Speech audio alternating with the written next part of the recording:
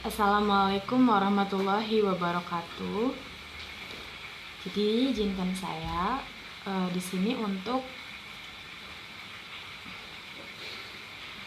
mempresentasikan PPT saya yang berjudul Sistem Pelumasan pada Motor yang diampu oleh Dr. Mariolita Landurno, SCP MSc.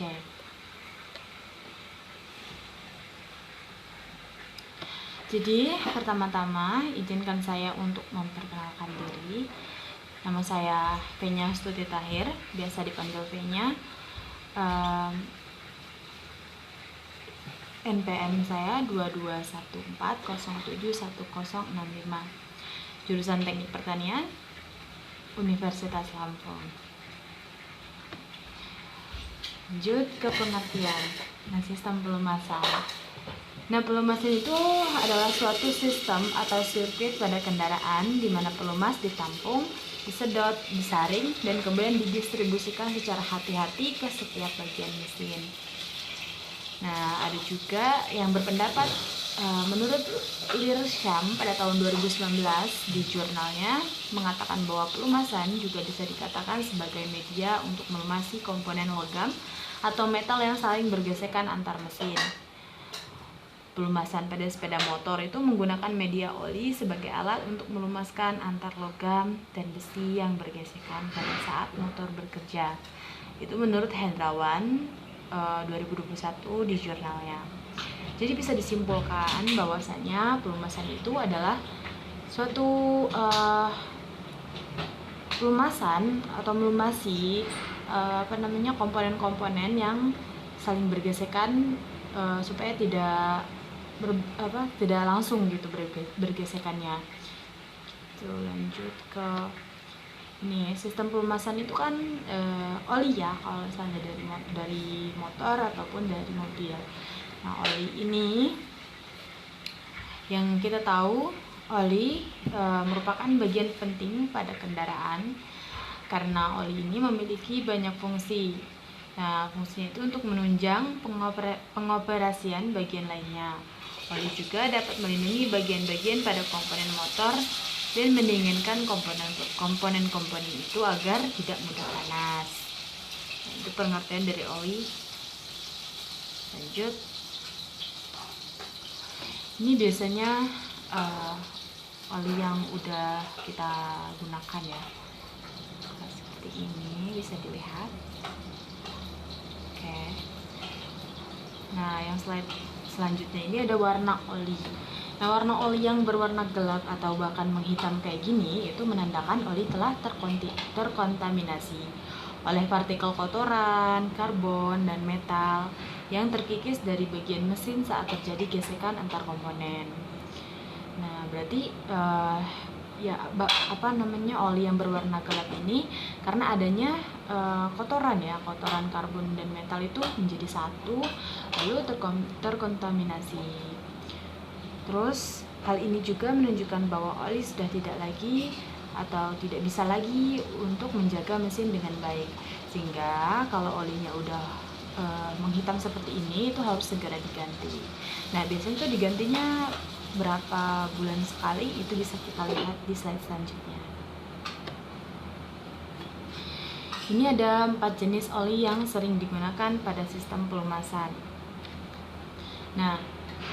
Sistem pelumasan pada motor itu ada jenisnya ya. Jadi ada 4 jenis yang sering digunakan. Sebenarnya ada banyak jenisnya, cuman yang paling sering digunakan yang saya cantumkan itu ada 4 jenis. Yang pertama itu ada oli vegetable. Oli vegetable itu ialah salah satu pelumas yang paling umum ya, paling baik, sehingga hanya diterapkan pada berbagai ajang perlombaan. Kayak contohnya kayak pembalap gitu. Pembalap itu menggunakan pembalap motor ya. Pembalap motor itu menggunakan oli vegetable. Harga oli ini juga mahal ya. Makanya itu nggak sering digunakan pada motor yang lainnya gitu. Sehingga itu dapat memiliki proses oksidasi yang cepat. Lalu selanjutnya untuk jenis yang kedua itu ada oli mineral. Nah, oli ini tuh dapat mengawetkan mesin motor yang sudah tua. Mesin itu juga getaran dari mesin ini tuh cenderung lebih halus ya saat mesin motor didinginkan.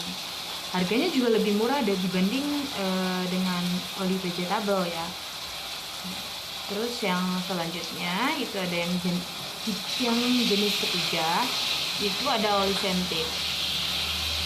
Oli sentik itu oli yang tidak cepat menghitam warnanya, terus dapat membantu membersihkan mesin dari kerak karbon. Nah, penggunaan dari oli sintesis ini sendiri itu dapat menjaga mesin motor relatif dingin sehingga penggunaannya pada motor.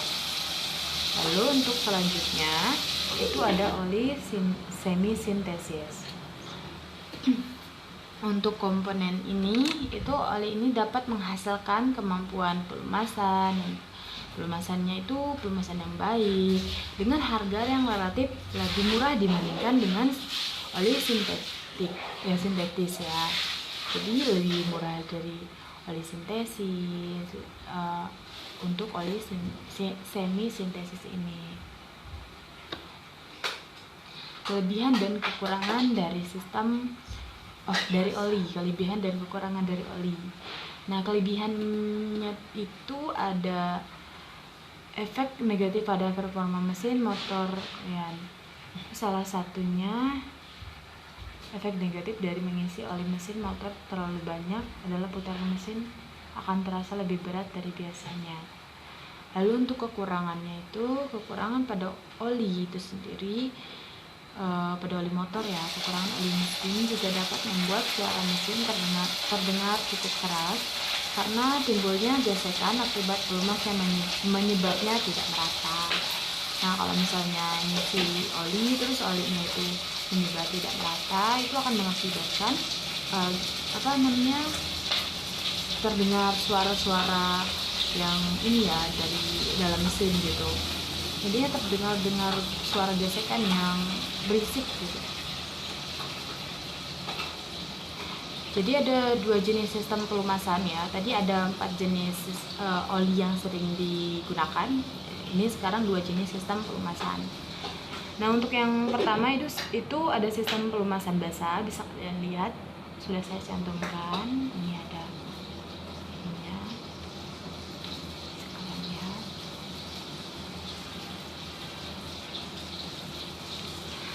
Nah, sistem pelumasan basah sistem ini meletakkan penampung oli atau oli pan kalter di ruang engkol. Jadi ruang engkol juga berfungsi untuk menampung minyak pelumas yang dibutuhkan si mesin itu. Jadi ada juga di dalam jenis sistem pelumasan ada juga jenis-jenis sistem basah. Jenis-jenis sistem basah itu yaitu ada 3 ya. Yang pertama itu sistem celup atau percik, yang kedua itu sistem tekan, yang ketiga itu sistem kombinasi percik dan tekan. Jadi yang pertama itu celup aja, yang kedua tekan, yang ketiga itu digabungkan percik dan tekan atau celup dan tekan gitu. Untuk jenis yang kedua, nah bisa kalian lihat, saya kasih waktu buat melihat.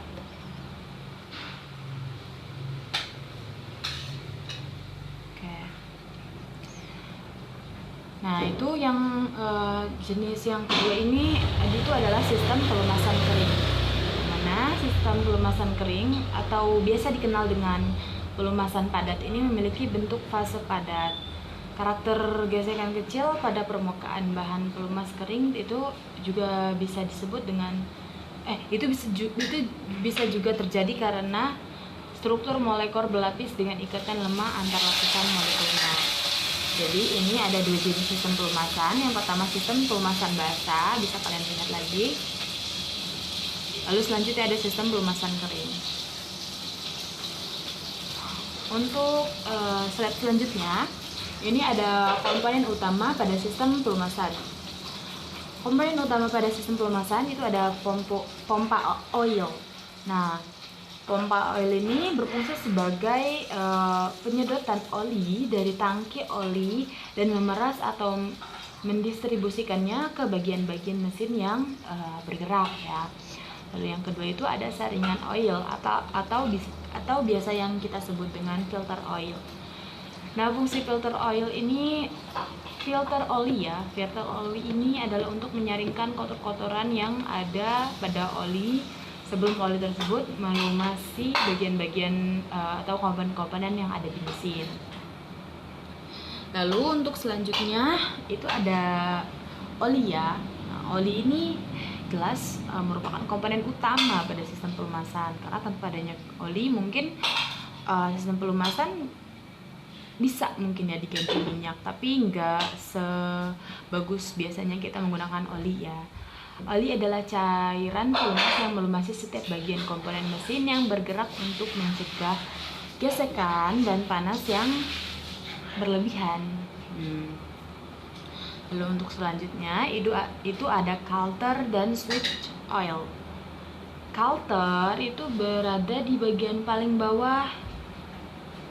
Nah, itu berfungsi sebagai bak penampung oil. Nah, sedangkan switch oil itu untuk mengukur tekanan oli dan mengirimkan sinyal apabila oli kurang atau habis. Nah, indikator oli ada dalam farel dashboard kendaraan, berbentuk seperti teko atau ceret dengan tetesan oli. Jadi itu komponen utama sistem pelumasan. Sebenarnya banyak ya komponennya, cuman saya hanya cantumkan komponen utama pada sistem pelumasan. Nah, ini mungkin slide belum. Ini slide terakhir untuk sistem pelumasan pada motor. Ini adalah cara kerja sistem pelumasan pada motor. Nah, pelumasan ini mulai beroperasi ketika mesin kendaraan dihidupkan selama dalam kondisi normal ya kendaraannya. Pelumasan atau oli ini menumpuk di bak mesin atau wadah. Lalu pompa oil disuplai ke oli pelumas terus dari engkol mesin. Kemudian saat mesin hidup, poros engkol memulai sistem pelumasan dengan memutar pompa oli. Proses ini itu menimbulkan pengisapan pada komponen pipa yang menuju ke pompa oli. Nah, minyak pelumas itu akan masuk ke pompa oli melalui katup masuk, dan minyak pelumas akan dipaksa keluar oleh pompa di sisi lain. Oli pelumas atau oli bertekanan itu mengalir melalui saluran oli menuju filter oli. Pada elemen ini, filter ini tuh pelumasan mengalami penyaringan agar bebas dari berbagai residu kotoran dan partikel. Pelumasan atau oli kemudian melewati unit pemasokan oli dan didistribusikan ke jet oli dan bagian atas mesin ya. Terus lapisan oli pada permukaan mesin secara otomatis akan melumasi tuas dan camshaft. Oli kemudian kembali ke bak mesin atau crankcase melalui saluran oli.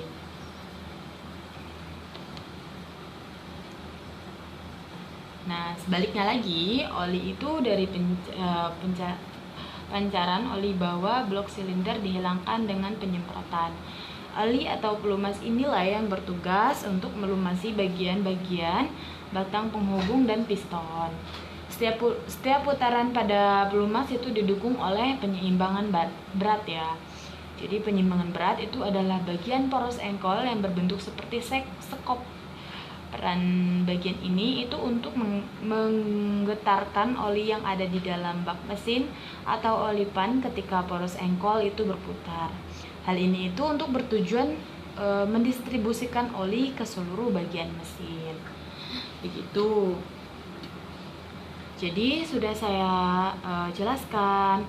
Yang pertama itu ada pengertiannya, lalu ada oli, lalu ada 4 jenis oli yang sering digunakan pada sistem pelumasan motor, ada 4 ya yang utama. Lalu ada kelebihan dan kekurangan, 2 jenis sistem pelumasan basah dan sistem pelumasan kering. Lalu ada komponen utama sistem pelumasan, dan yang terakhir itu ada cara kerja sistem pelumasan pada motor. Jadi terima kasih. Itu untuk PPT yang pertama. Jadi PPT selanjutnya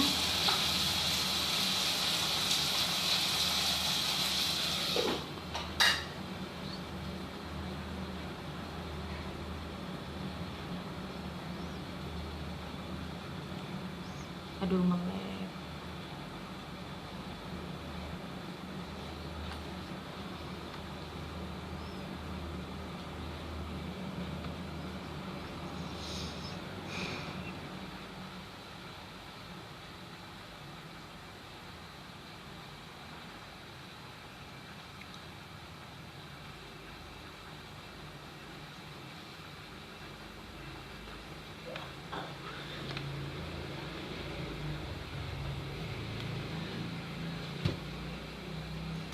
Lanjut untuk selanjutnya, ini ada sistem pelumasan pada mobil. Ini untuk tugas yang kedua. Sebenarnya sama aja ya sistem pelumasan pada mobil maupun motor ya. Nanti kita akan bahas apa perbedaannya. Aduh susah, sebentar ya.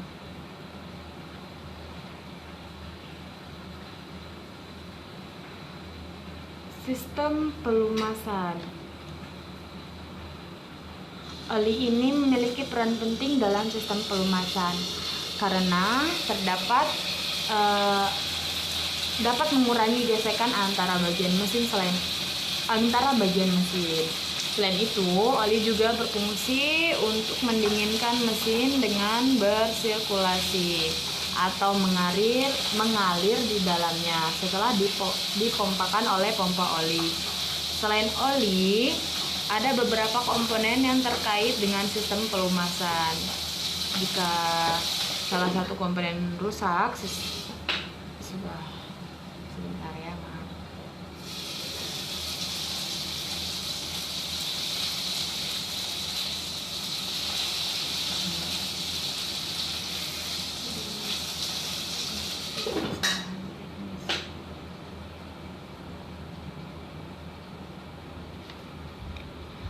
Tadi sudah dibahas sebelumnya untuk komponen-komponen yang ada pada motor. Sebenarnya komponen-komponen yang ada pada sistem pelumasan mobil itu juga sedikit sama. Kita bahas ya, ada apa aja. Yang pertama itu ada bak oli. Nah, bak oli ini berguna sebagai penampung oli atau pelumas. Yaitu berfungsi untuk menyimpan cadangan oli yang akan digunakan untuk melumasi komponen-komponen mesin yang akan bekerja. Lalu selanjutnya itu ada pompa oli. Pompa oli itu bertugas untuk menghisap dan mengalirkan oli ke mesin. Kerjanya ditentukan pada putaran mesin dari komponen seperti camshaft, crankshaft, atau timing belt. Pompa oli ini itu bertugas untuk menyuplai oli untuk melumasi seluruh bagian mesin yang terbuka tanpa tekanan. Lalu untuk komponen selanjutnya itu ada filter oli. Komponen ini itu sama aja kayak yang saya sudah jelaskan tadi pada sepeda motor, untuk menyaring oli dari kotoran sehingga oli tidak cepat kotor. Filter ini juga berperan penting untuk menjaga oli agar tetap bersih sehingga usia pemakaiannya juga lebih panjang, karena oli yang kotor tidak akan melumasi dengan maksimal. Lalu untuk komponen selanjutnya itu ada strainer, di mana strainer ini bekerja bersama filter oli, jadi satu paket ya. Ini menyempurnakan kerja filter oli. Strainer ini memiliki keunggulan dalam menyaring kotoran. Nah, tadi itu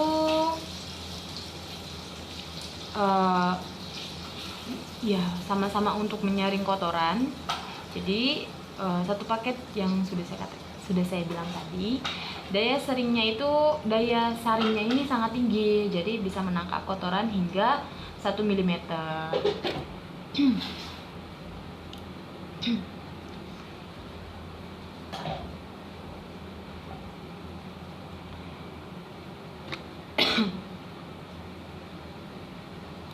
Untuk komponen selanjutnya ini ada pressure valve. Pressure valve menjadi komponen yang bertugas untuk mengatur tekanan. Sebentar.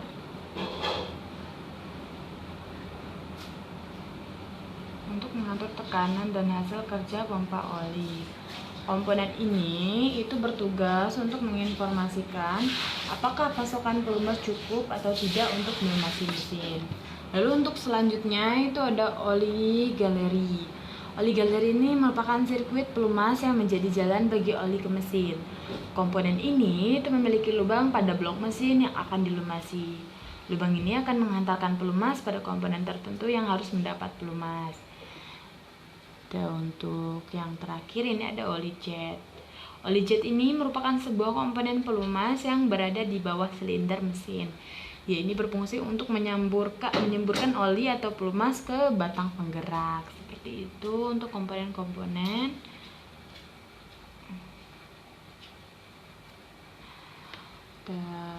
Sebentar.